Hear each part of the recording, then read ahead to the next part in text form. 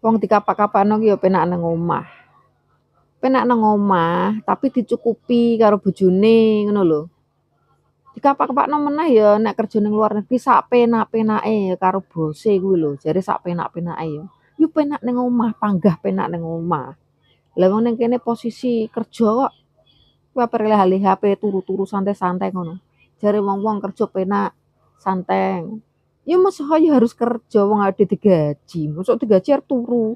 Lah nek nang omah lho arep turu sedina sedina utuh lho ora ana sing ngomongi, apa meneh sak omah karo bojo tok karo anak, ora ana sing nyeneni.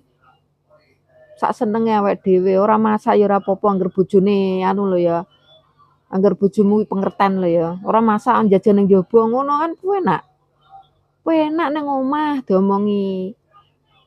Kowe sing arep rene lho mikira 1000 kali, penak nang omah, nek bojomu gemati tenan lho ya. Nek bojomu memperhatikan kowe lho ya. Ora usah kerja, aku wae tak kerja, Dik, ngono lho. Kowe nang omah wae, Dik, ngurmati keluargamu. Dadi ibu rumah tangga wae, wis milih ngono, milih nang omah. Wong wedok kok lunga tekan ndi-ndi.